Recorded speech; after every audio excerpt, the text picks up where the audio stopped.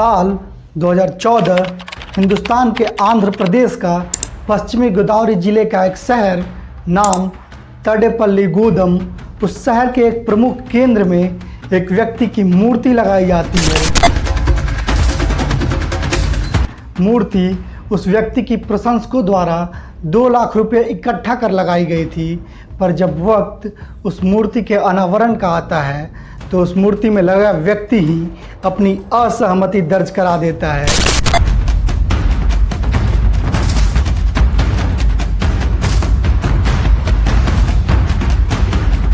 प्रतिमा पे पर्दा चढ़ा दिया जाता है और एक रोज जैसे ही पर्दा उस प्रतिमा के नीचे सरकता है, वहाँ लोगों का मजमा लगते देर नहीं लगती।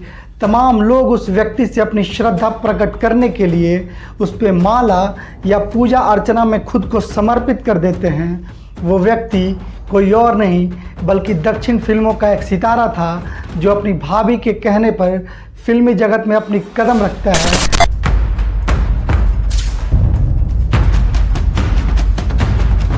और अपने भाई के रास्ते पर निकल पड़ता है। नाम था कोनिडेला कल्याण बाबू उर्फ पवन कल्याण।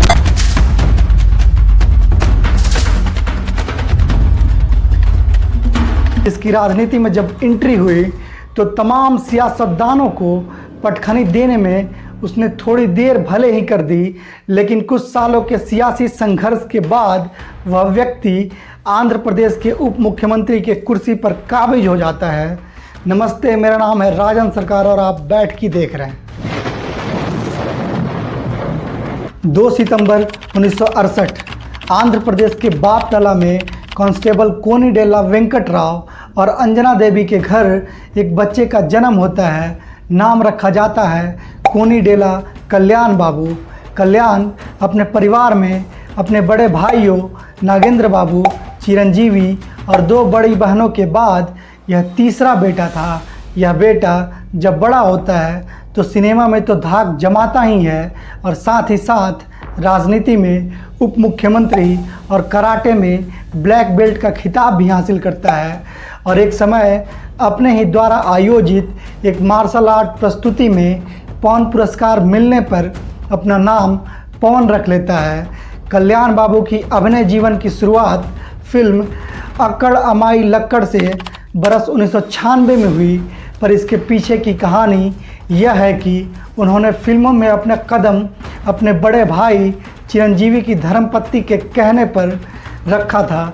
दरअसल चिरंजीवी ने 1978 में अपने अभिनय की शुरुआत की थी, लेकिन उन्हें सफलता 1983 के फिल्म कैदी से मिली, जो उस समय की सबसे ज़्यादा कमाई करने वाली तेलुगु फिल्म बन गई थी। साल 1992 में आपदा बुंडू ने उनकी भूमिका के लिए चिरंजीवी को 1.25 करोड़ रुपए का भुगतान किया गया, जिसमें वह उस समय भारत में सबसे अधिक भुगतान पाने वाले अभिनेता बन गए और एक फिल्म के लिए 1 करोड़ रुपए पारिश्रमिक पाने वाले पहले भारतीय अभिनेता बने।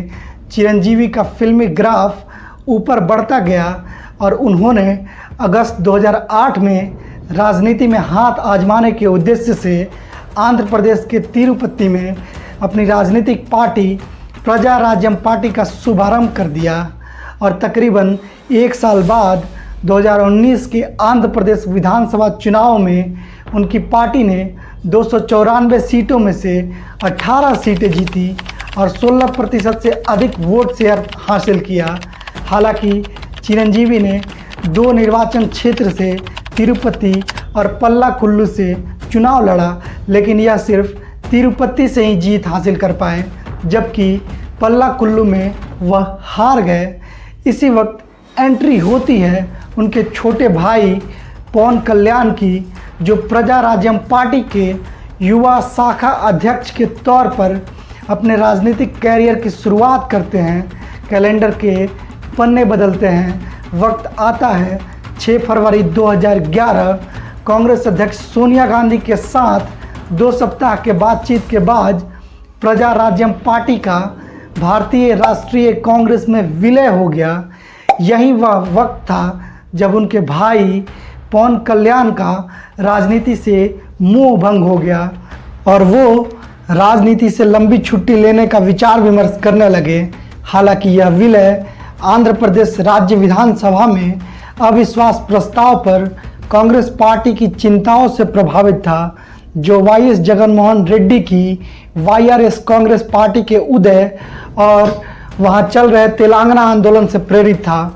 29 मार्च 2012 को चिरंजीवी को राज्यसभा के लिए नामित किया गया, जहां से वह चुने भी गए और 3 अप्रैल को उन्होंने राज्यसभा सदस्य के रूप में शपथ ली। उसी वर्ष बाद में 28 अक्टूबर को उन्होंने केंद्रीय पर्यटन राज्य मंत्री स्वतंत्र प्रभार का पद भी संभाला। वापस कहानी के इसके नायक की तरफ मोड़ते हैं, यानी कि पवन कल्याण की तरफ। फिल्मी जगत में पवन कल्याण चिरंजीवी के भाई, चिरंजीवी के बेटे रामचरण तेजा के चाचा, अल्लू अर्जुन के फूफा लगते हैं। पवन कल्याण, जिसने पावर स्टार भी कहा जाता है, तेलुगु राज्यों में उनके पास एक बड़ा प्रशंसक आधार है, जिसे अक्सर बेहद वफादार और पंथ अनुयायी के रूप में वर्णित किया जाता है। उनकी पहली फिल्म रिलीज होने के बाद लगातार 6 फिल्में ब्लॉकबस्टर रही। इन फिल्मों ने कल्याण को युवा आइकन के रूप में स्थापित किया। पवन कल्याण कुछ ऐसी फिल्में भी उन्होंने की जो सामाजिक तौर पर कुछ संदेश देना चाहती थी और सरकार से भिड़ने की कवायद में लगी रहती थी। इससे फ़ायदा यह हुआ कि महिलाओं और छात्रों की नज़रों में पवन कल्याण को देखने का नज़रिया बदल गया। वह एक ऐसा यूथ आइकन बने जिसे खुद प्रधानमंत्री नरेंद्र मोदी ने आंधी का नाम दिया। दिखता है नहीं पवन, ये पवन नहीं, ये आंधी है। बरस था 2014, केंद्र में नरेंद्र मोदी की सरकार बनी। उधर 3 सालों के फासले के बाद पवन कल्याण ने आंध्र में सियासत में फिर से एंट्री ली और अपनी नई पार्टी बना ली।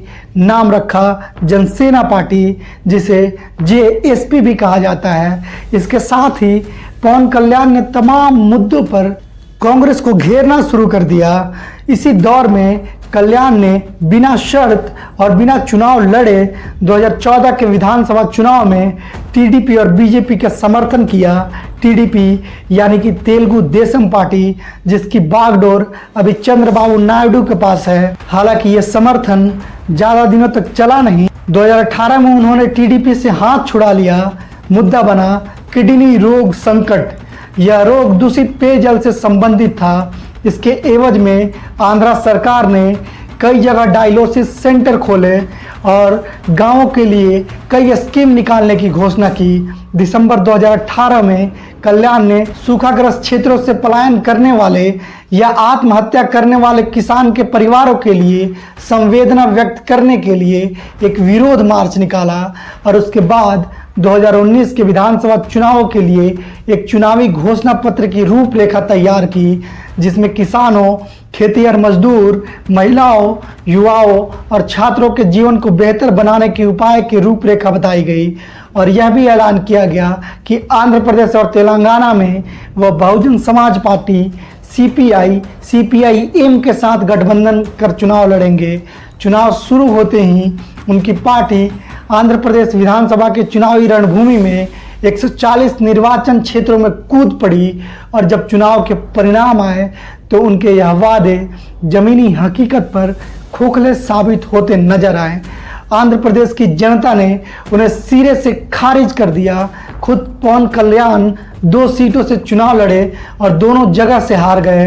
पवन कल्याण के पार्टी को मात्र 6% वोट देकर आंध्र के जनता ने उन्हें यह बता दिया कि समकालिक सियासत में उनकी लड़ाई की समय सीमा अभी पूरी नहीं हुई। इस चुनावी झटके के बाद समीक्षा में यह पता चला कि कम्युनिस्ट पार्टियां और बीएसपी के साथ चुनाव लड़ना उनके लिए नुकसानदेह साबित हुआ।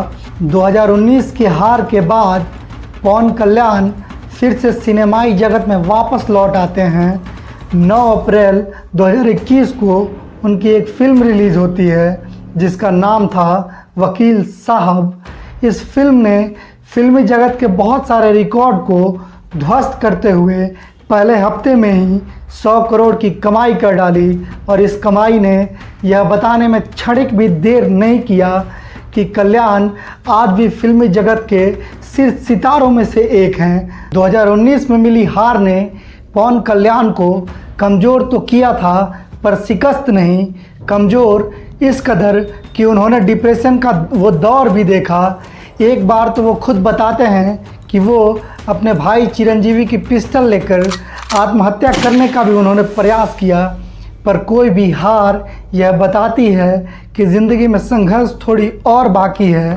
साथ ही पवन कल्याण के मन में इस हार की कसक पूरी करनी अभी बाकी थी। आंध्र प्रदेश के सियासत में कम्मा, कापू और रेड्डी समुदाय का काफ़ी प्रभाव है। पवन कल्याण कापू समुदाय से आते हैं और चंद्रबाबू नायडू कम्मा समुदाय से।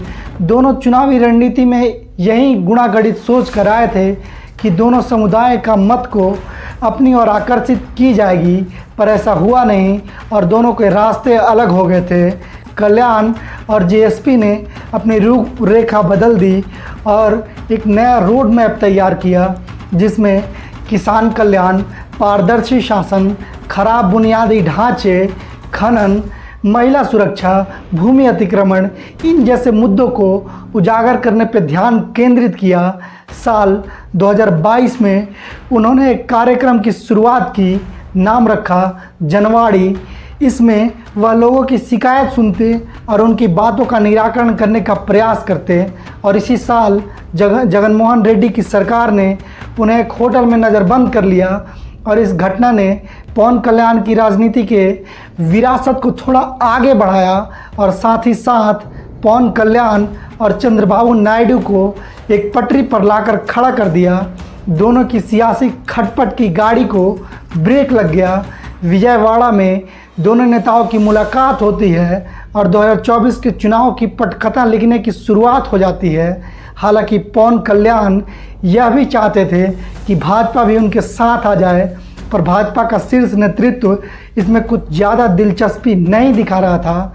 इधर पवन कल्याण जगनमोहन रेड्डी के सरकार को घेरने की हर संभव कोशिश में लगे थे। जगनमोहन रेड्डी के 3 राजधानी बनाने की योजना को उन्होंने अलग हवा दी और ये योजना आंध्र की सियासत में एक बड़ा मुद्दा साबित होते हुए प्रतीत हो रहा था। देश में 2024 के चुनाव की तैयारी शुरू हो गई थी। इससे ठीक पहले चंद्रबाबू नायडू को गिरफ्तार कर लिया जाता है और आंध्र की राजनीति में एक नई हलचल पैदा होने लगती है। और फिर पवन कल्याण भी इस मौके को भांपने में जरा भी देर न करते हुए जेल में बंद नायडू के तरफ अपनी गाड़ी का रुख कर देते हैं और नायडू से राजमुंद्री जेल में मुलाकात करते हैं और निकलते ही यह ऐलान करते हैं कि टीडीपी और उनकी जनसेना पार्टी साथ साथ चुनाव लड़ेगी। कहा तो ये भी जाता है कि मोदी और नायडू को करीब लाने में पवन कल्याण का बड़ा योगदान है। उसके बाद पवन कल्याण बीजेपी को यह समझाने में कामयाब हो जाते हैं कि आंध्र में हवा ने अपना रुख बदल लिया है और वह जगनमोहन रेड्डी के खिलाफ हो गई है। और इस खिलाफ हुए बयार में वह अपने सीट का गुणा भाग करके विधानसभा और लोकसभा चुनाव में अपने पार्टी के उम्मीदवारों को कम सीट पर उतारते हैं। हालांकि उनके कुछ समर्थकों द्वारा इसका विरोध भी किया जाता है, पर सियासत में संयम का उदाहरण देते हुए अपनी पार्टी को मैदान जंग में उतार देते हैं। और जब परिणाम आता है तो तस्वीर पूरी तरीके से बदली नज़र आती है। जगनमोहन रेड्डी का किला ढह चुका था, लहराते हुए बदले झंडे का रंग कोई और कहानी बता रहा था। पवन कल्याण की पार्टी 100% स्ट्राइक रेट के साथ लोकसभा में 2 और विधानसभा में 21 सीटें जीतती है। आंध्र में भाजपा के लिए एक गठबंधन एक वरदान साबित होती है, न सिर्फ विधानसभा में बल्कि लोकसभा में भी। और मोदी की प्रधानमंत्री की कुर्सी अगर मजबूती से टिकी है तो उस कुर्सी का एक पाया का श्रेय पवन कल्याण को भी जाता है। नमस्ते, आप देख रहे थे बैठकी। अगर आप फेसबुक या यूट्यूब पे देख रहे हैं तो इसे लाइक, शेयर और सब्सक्राइब करें। धन्यवाद।